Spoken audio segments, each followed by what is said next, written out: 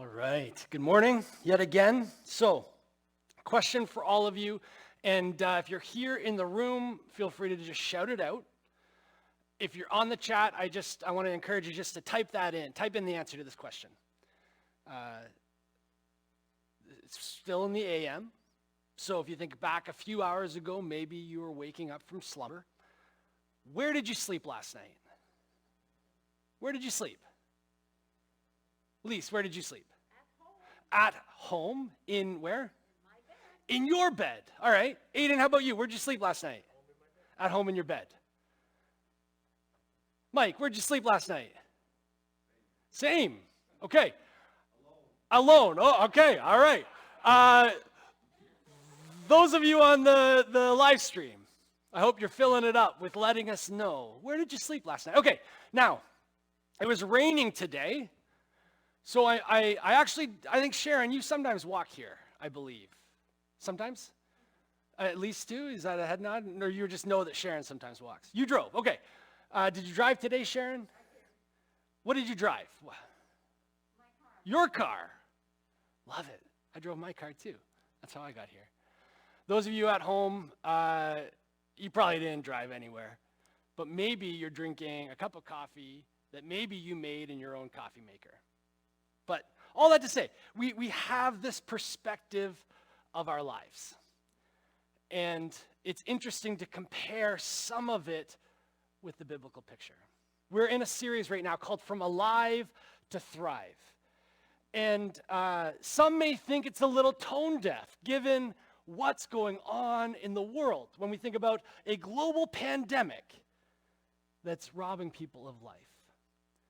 When we think of social injustice, and we think of people protesting for the right to be alive.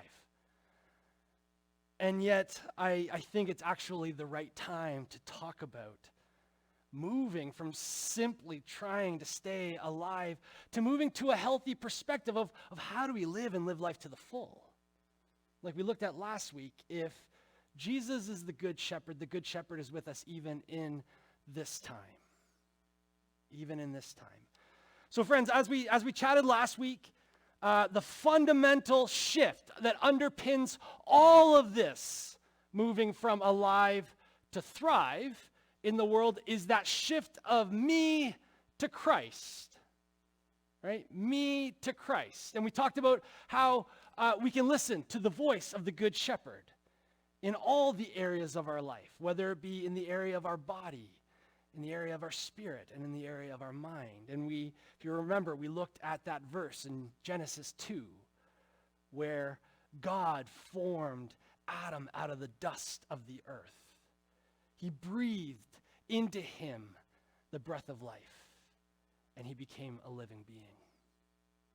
And we unpacked a little bit about what that means. Now, what's important when we're talking about thriving, it's important to kind of highlight again that we're not talking about some sort of self-help, a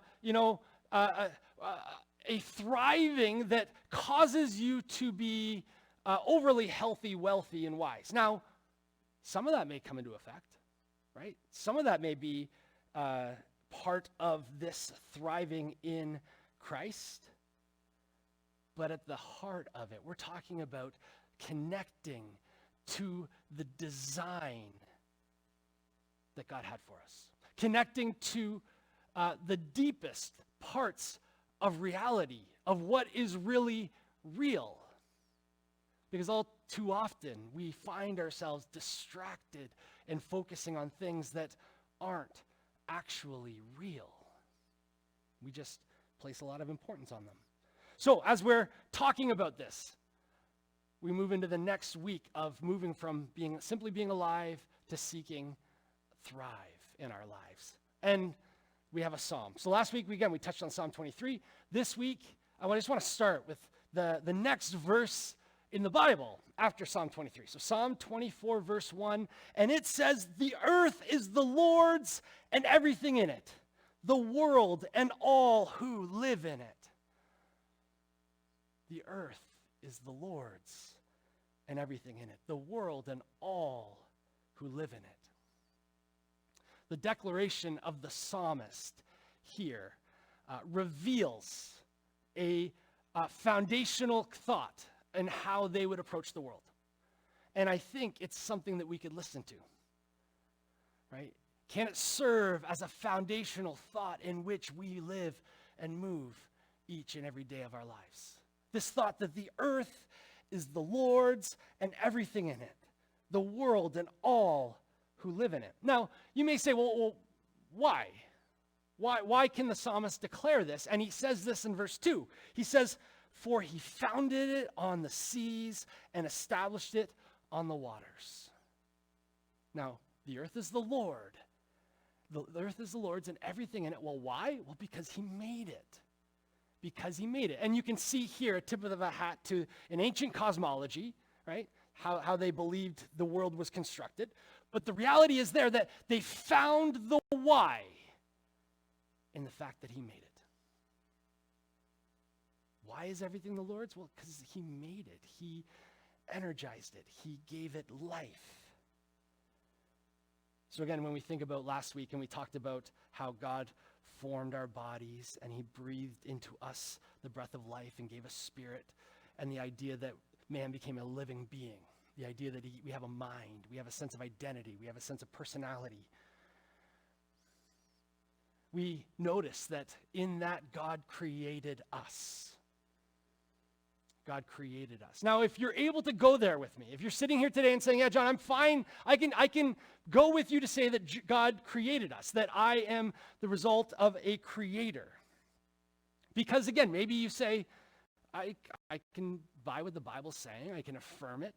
The Bible affirms, right, that there is a creator, that there is a ground of being, and as a result, it's an important reminder to just keep in mind that we aren't it, right? Maybe you say, John, that's obvious. That's obvious. Well, okay, so if there's a creator that created with a purpose and a plan, and we can acknowledge that we are creatures and not the creator, then a foundational sense to every day that we open our eyes and go about our life in this world should just be rooted in a deep sense of humility. A deep sense of humility. We have a source in the Creator King. We have a source in the God of the Bible. We have a source in the one who reveals himself as Jesus Christ. And so again, when we're talking about not just being alive, but moving to a thrive, it comes from a proper headspace of recognizing, wait a minute, if I'm created, it means there's a creator. It means there's one that maybe I should look to honor and serve. Maybe I should look to for my purpose, for my why in the world. So again, if you're with me and you're like, okay, I'm with you. I think there's a God, and yes, I think that he was a part of creation. And then we have, again, that psalmist declaration that the earth is the Lord's and everything in it, the world and all who live in it. This gives us a hint of our why. Walk with me here. If we grab hold of that reality that we are creatures, not created, and we're able to hold on to a foundational humility, then we remember that, friends, we're not some cosmic accident floating on some accidental rock that just so happens to have the right conditions for life to be formed. It's not an accident. It's actually something that has been shaped and formed and guided. Because if we're an accident, then every single person that asks the question, why am I here? Why does it matter that I have life? Why does it matter that I try to be a good human, or that I try to love, my neighbor or my son or daughter, my spouse? Well, any meaning that you hold on to is simply arbitrary. It's not rooted in something deeper, something bigger, something more real, right? And so you have people that ground their why in many different things. Maybe someone's why is to make as much money as they possibly can, and then they devote their life to that. They go after that. That's their purpose. They get up and they're driven by making money. Some people just kind of, they're like, oh, I'm an accident, I'm here, but I think it means something to be a good human and to care for my fellow humanity. I think you could question why, but that's a good thing. And so they live their lives just trying to be good, right? Trying to create conditions on earth for humanity to flourish. But the question still asks, what's a fundamental why to that? You've just picked and chose. And is that any better than the person who lives their life trying to accumulate wealth? Well, if there's not actually a God who's created and formed and shaped, then actually it's not any better. They're the same. It's just whatever, as individuals, we derive meaning from. So if there's a creator, friends, we were trying to say, well, then what's the creator after? Why did he make us? Why did he put us here? And we can adopt that as a why. Because if again, there's a creator, then this is some of the most important news ever, and it may speak directly to why people are merely trying to be alive, because they're misplacing their priorities and their values to what they want as opposed to what they were actually created for. So getting to the heart of this is good, and getting to the heart of this can help us move from simply being alive to thriving. Because friends, if there is a creator behind the cosmos, ordering, structuring, and forming it, then your purpose and my purpose is wired into the design. And we see this in Genesis 1. Feel free to turn there with me.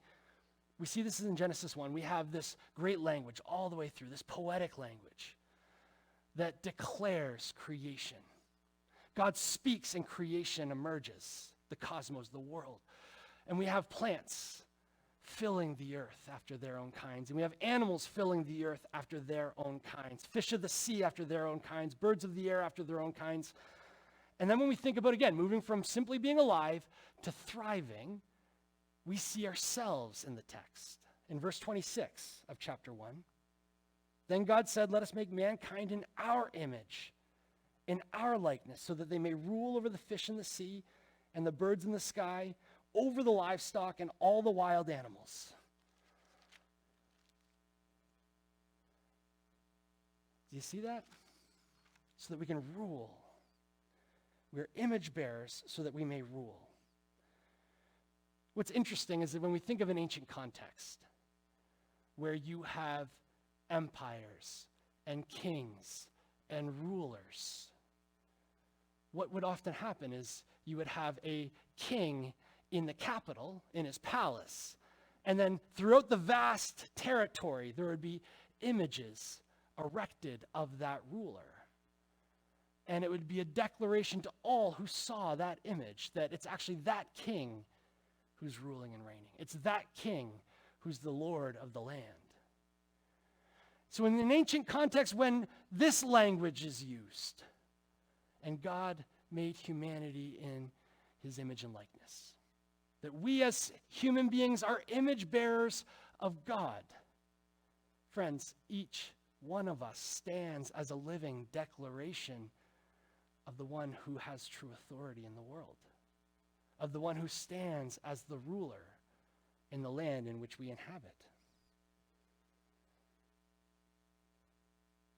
The earth is the Lord's and everything in it. Why? Because he made it. So as we think about a fundamental shift, so last week we talked about a big shift is moving from me to Christ, listening to my voice or the voices around me to Christ's voice, the voice of the Good Shepherd in all areas of life, and choosing that. I'm going to listen to the voice of the shepherd. The second shift is moving from a perspective of ourselves and everything we have, from being owners to being stewards. From being owners to being stewards.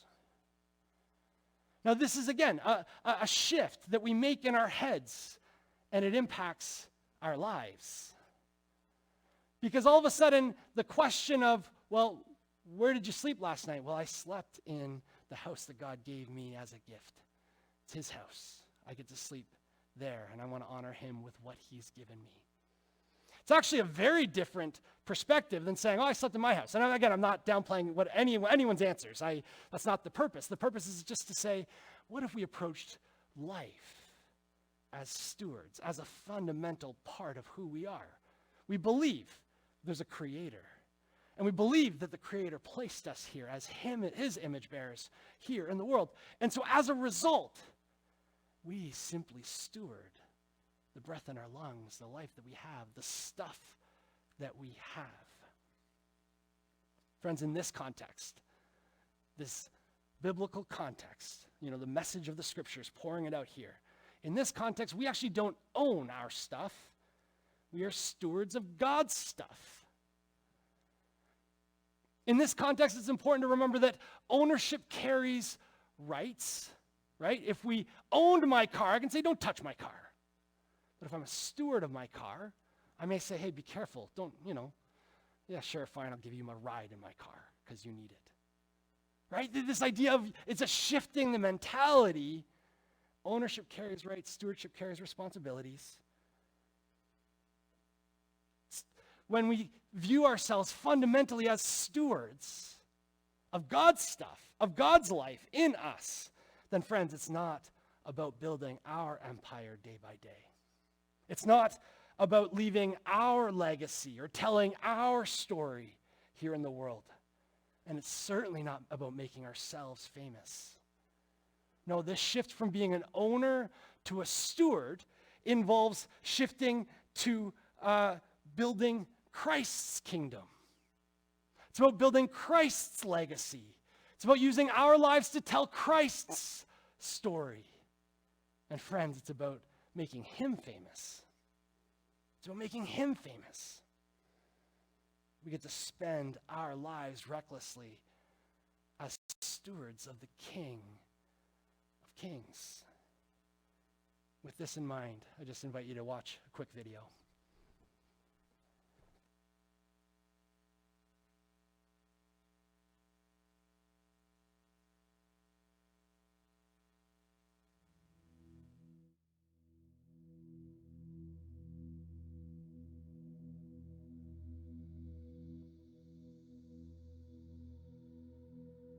Stewardship.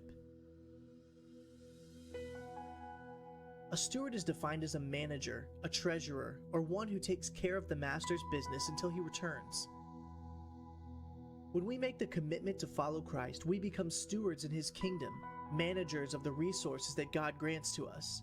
Psalms 24:1 says, "The earth is the Lord's, and the faithfulness thereof, the world and they that dwell therein." When we understand that everything belongs to God and that we are appointed to manage his resources, ownership ends and stewardship begins. So what are we actually stewards of? God grants everyone different amounts of resources to use, but we all have the ability to use what we have to enhance the kingdom.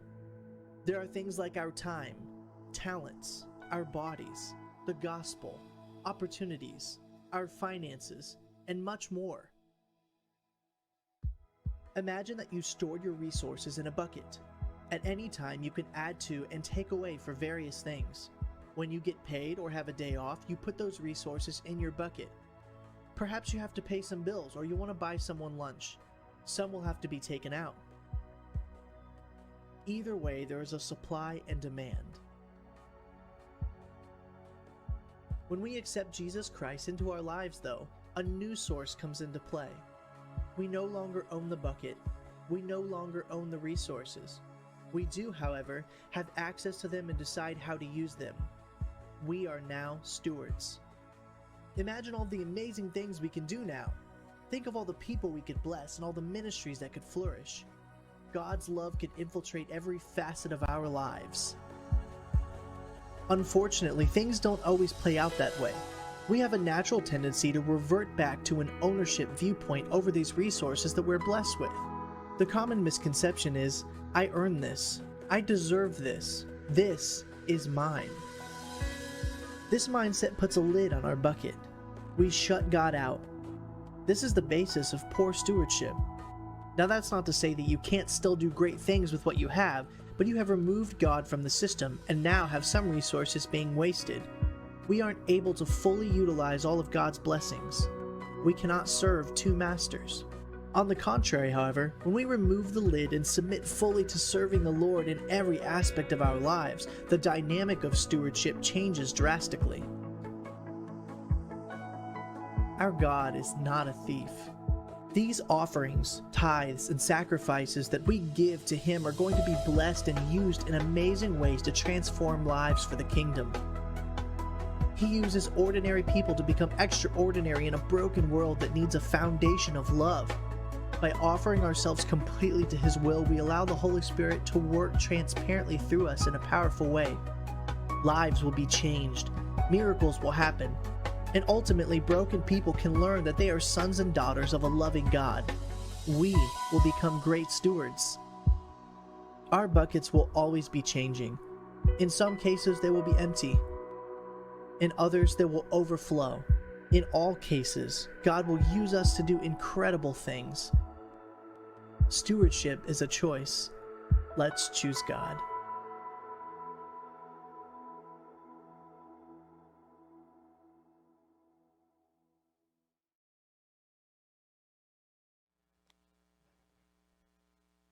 I love that dynamic that we all have choices to make with the lives that we've been given. God doesn't force Himself on us, and God's not about stealing from us. Now, some of you may, when you hear that word stewardship, you jump right to finances, and that's just a part of it, but it's just our entire lives. It's our entire lives. And so when we're talking about, again, the idea of from alive to thrive, we're talking about tapping into the purpose and why we were placed here on earth. And that's to use all that's in us to make God a little bit more visible, to bring Christ a little bit more into the forefront, to make Him famous. So friends, we're talking about using all that we have for what matters most. It's a story far bigger than our little lives. And it's pouring ourselves out for the big story of what God is up to in the world. One of the themes in the New Testament is that the gospel pushes us to die to selves. It invites us to die to self so that others may live. This language of dying, again, rooted in a sense of humility. If the earth is the Lord's and everything in it. This idea of giving of ourselves, of laying of ourselves down so that others may live, so that others may receive, so that others can experience God's life and love. And friends, when we die to self, something even greater rises. Psalm 24:1 says that the earth is the Lord's and everything in it. May we affirm this declaration with all aspects of our life.